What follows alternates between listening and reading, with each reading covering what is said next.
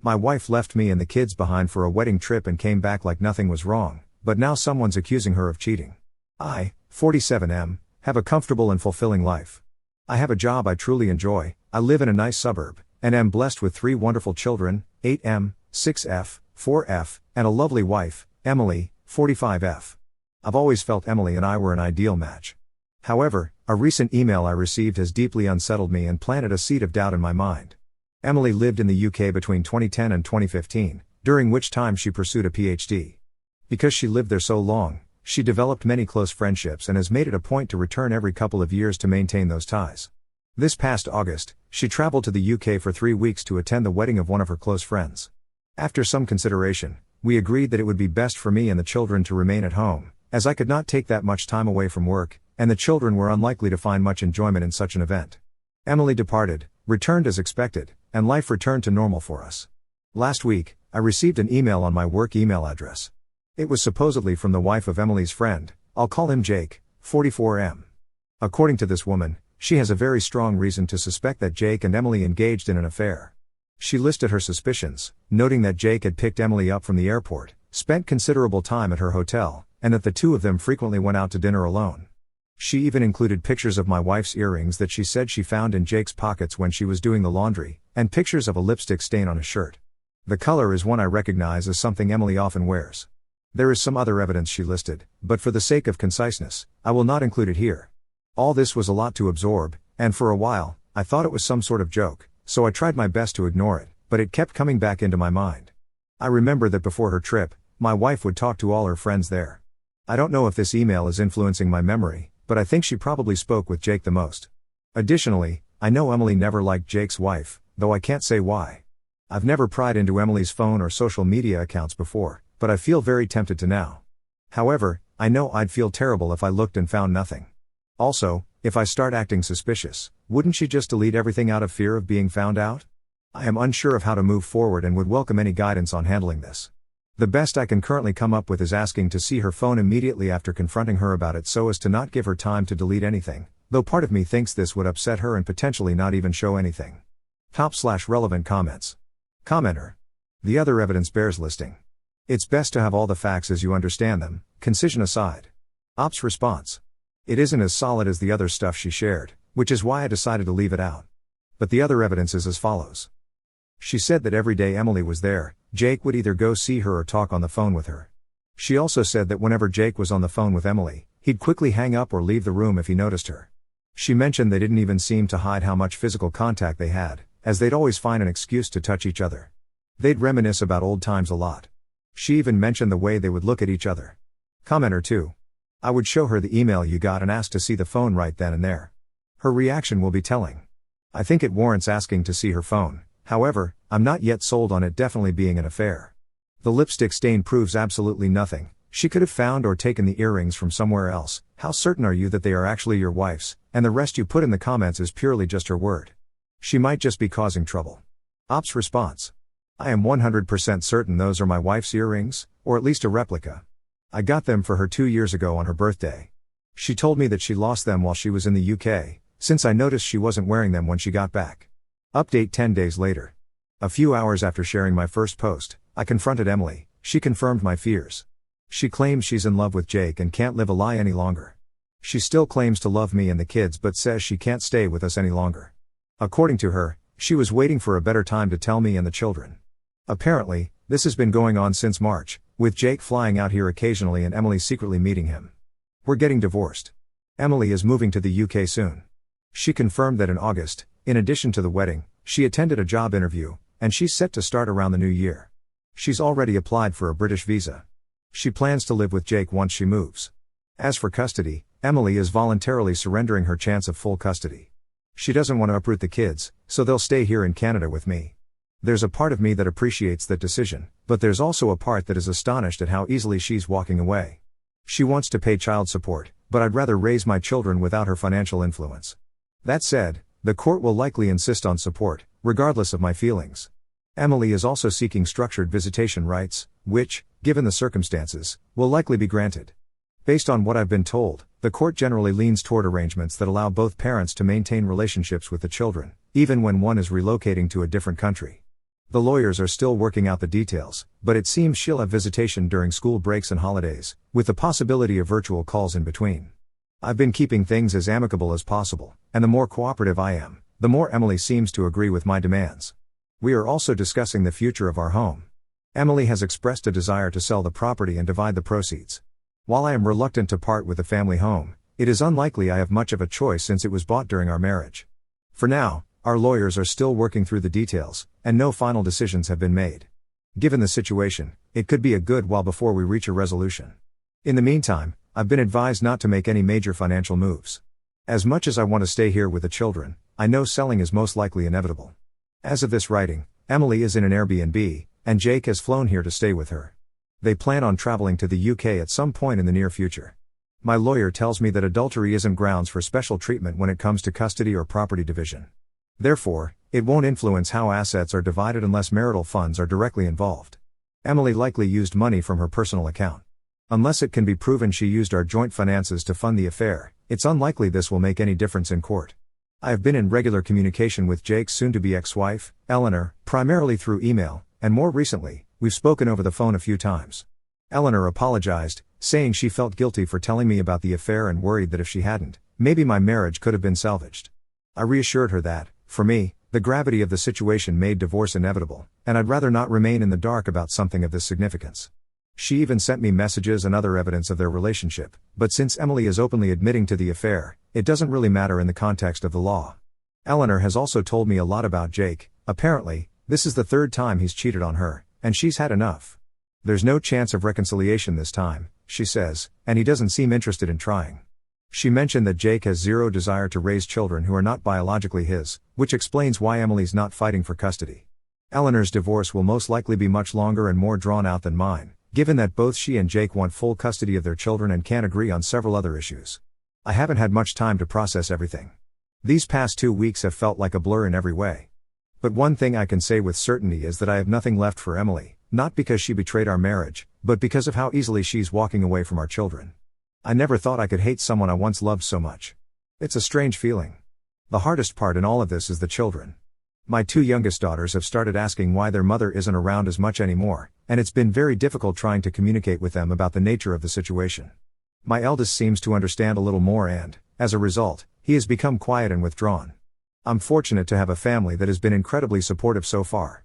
My children have received numerous thoughtful letters from some of their cousins, which I've been reading to them each night.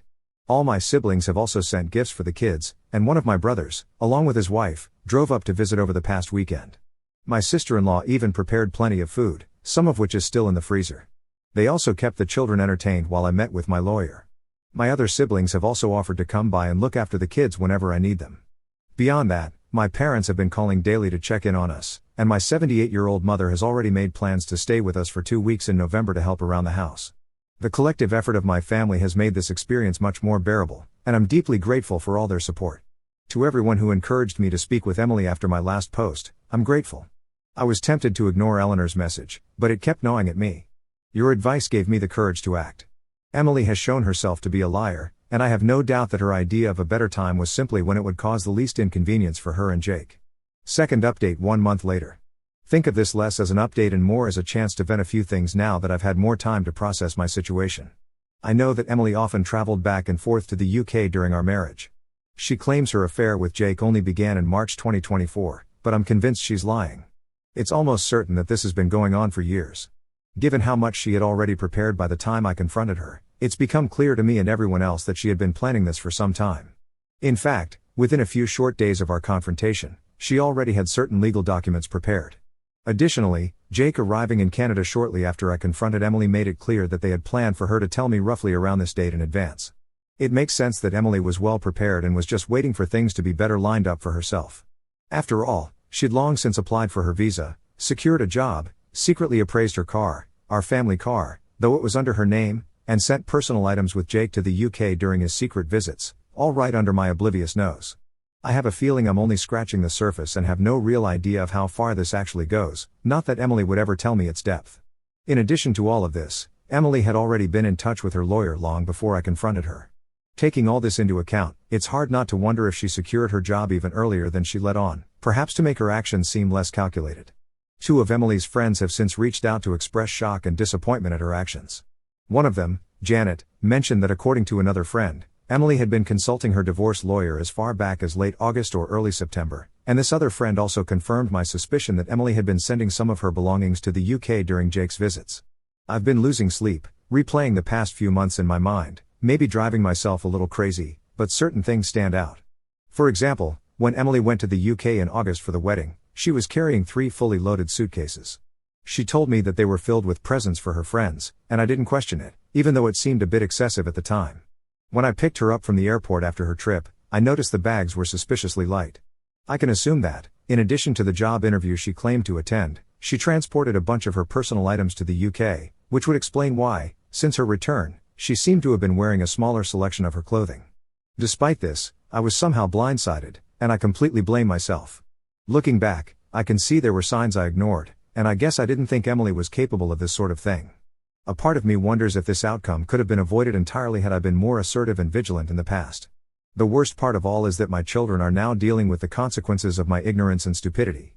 While I twiddled my thumbs, my wife had essentially started a new life. Most people in my life now know about my separation from Emily. I've stopped wearing my wedding band, and I've explained the situation to friends and colleagues who noticed its absence.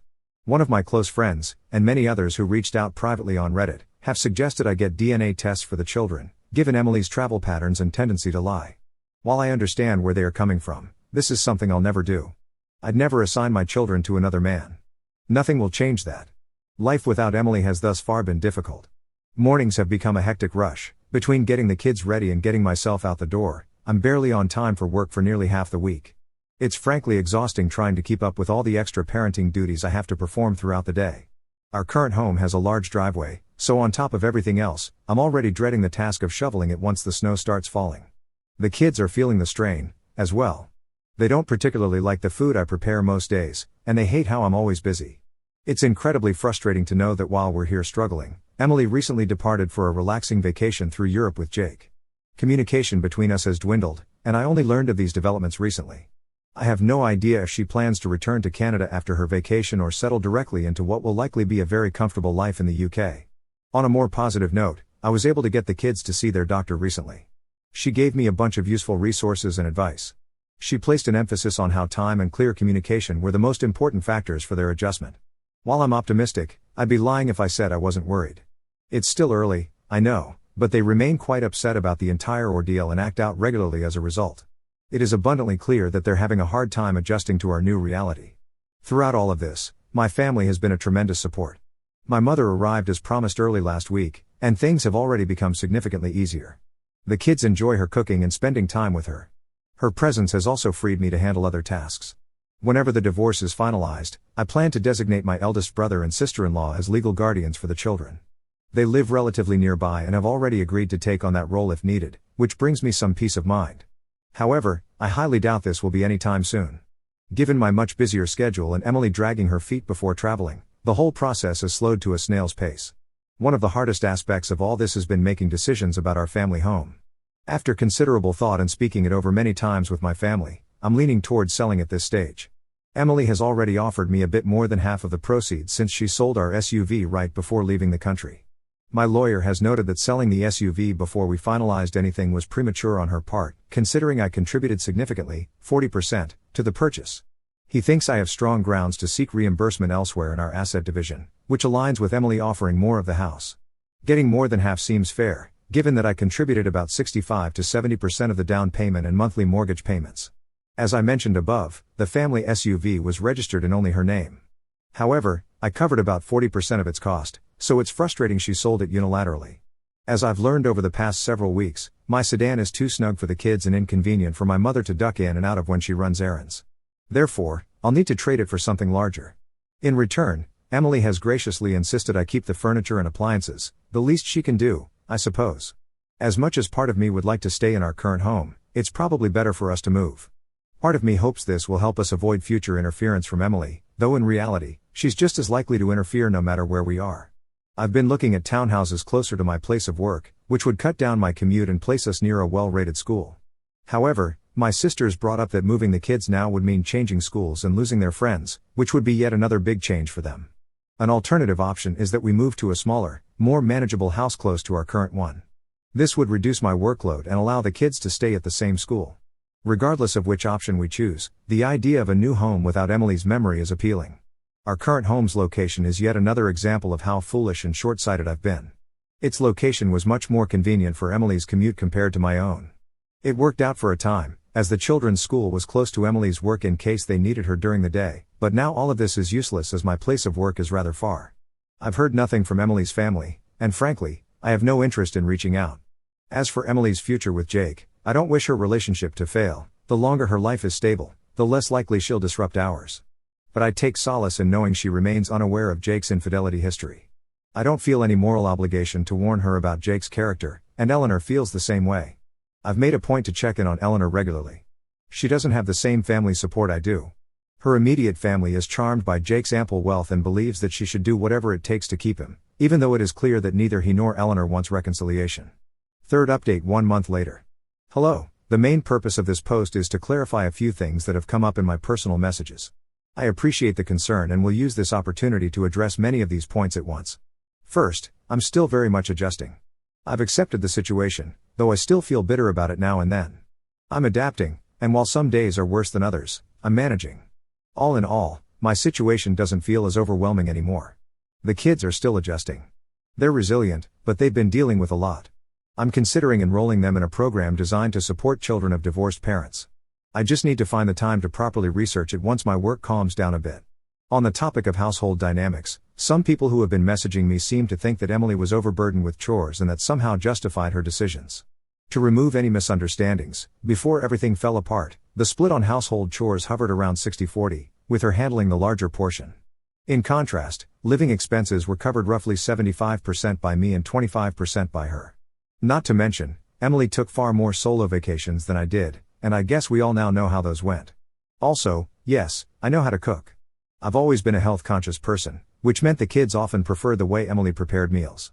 Despite the many private messages suggesting otherwise, I still have no intention of DNA testing my children. Emily has settled into an apartment owned by Jake. I'm not sure if I mentioned this before, but apparently Jake owns an apartment in the city to avoid commuting during the week. According to Eleanor, he'd stay there and go back to his house on weekends to be with her and the children. Since his most recent affair has come to light, he's been living there full-time and only comes to the house to see his children. Eleanor also mentioned the apartment is the same place where he carried out his previous affairs, which is fitting, I guess. In other news, I finally replaced my sedan with a larger car. I spent much more than I probably should have, but it's been one of the few things bringing me joy lately. Lastly, many people have been messaging me to suggest that I have some sort of moral obligation to warn Emily about Jake's previous infidelity and the chance he may cheat on her. I don't think this is my responsibility. Maybe Emily already knows and just doesn't care. Fourth update 2 months later. I've decided to make a quick update, as many people have been asking how the children and I have been faring. I apologize for not being able to do this sooner, as my current schedule does not allow much free time. So far, things are a bit better. Life has become easier since I hired a nanny to help around the house and with the children. With her handling a sizable portion of the weekly chores, I've been able to focus more on work. I do enjoy my job, but lately, I've been putting in longer hours to keep our finances in check. Between legal fees, the nanny's salary, and a car I probably spent too much on, my expenses have been adding up fast. The longer hours mean I see less of the kids, but I tell myself it's temporary. I try to make time for them on the weekends I'm not working, but even that's been difficult. They're adjusting slowly, though I know it'll be a long time before things feel even relatively normal, if they ever do. I'm still figuring out where we'll live long term. At this stage, the house will almost certainly be sold, and I want a place for myself and the kids that has no connection to Emily. Over the past few weeks, I've been speaking with Eleanor less and less. Part of it is my schedule, but mostly, I just don't see the point.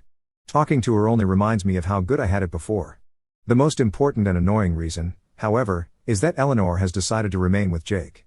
She claims that he respects her, somehow, and has shown commitment to their family despite still being with Emily. According to her, he has demonstrated this commitment by prioritizing their children over his new relationship and by respecting her space. It is jarring, considering how just a few months ago, she was adamant about going through with the divorce, yet now, she's cancelled these plans entirely. Then again, maybe I shouldn't be surprised. By her own admission, this isn't Jake's first affair, and she's always forgiven him in the past. Emily still lives in an apartment Jake owns, while Eleanor remains in the family home with her children. Jake splits his time between the two, staying at the apartment during the week and coming home on weekends and sporadic weeknights. At the very least, Eleanor has made it clear that Emily isn't allowed in the family home, and Jake seems to respect that. Emily rarely calls the kids during the week, and when she does, the conversations are brief and she tends to whisper a lot. Since these calls take place rather late in her time zone, I imagine she doesn't want to disrupt Jake's sleep. On weekends, when Jake is with his own family, Emily makes more of an effort to talk to the children. However, these calls haven't been particularly long either, as I have felt they shouldn't interrupt the time I planned with the children. All of this is still very much a work in progress, which hopefully will get easier as time goes on. While a part of me is still shocked by how things turned out, I think I have largely woken up to this new reality. Top/relevant comments. Commenter. The ex-wife's AP must be as smooth as silk to still maintain his wife, whom he's cheated on 3 times, and still snag Op's ex-wife. I think the blessing in disguise is that the ex-wife blew up everything for a man who will never be loyal to her. She threw away her vows and her kids to satisfy something that doesn't even exist. Op is better off without someone so deliberate and strategic in her backstabbing. I really hope Op continues to do his best and that the kids are as resilient as he says. It'll be hard regardless. I also doubt it's over. 5 or 10 years from now, the ex-wife will crawl back wanting a relationship with the kids. Op has to be ready. Commenter 2. She abandoned her children to be a weekend mistress. How tragically awful. The fact that Eleanor is a willing participant and stays with this pathetic excuse for a man is also disgusting. Jake is a cancer and needs to be rooted out. Commenter 3. Weekday mistress. The real family gets his time off. Commenter 4. His real family gets weekends, holidays, birthdays, and vacations. The mistress gets weekdays and any time his family doesn't need him. No wonder he doesn't want to deal with her kids, he barely deals with her.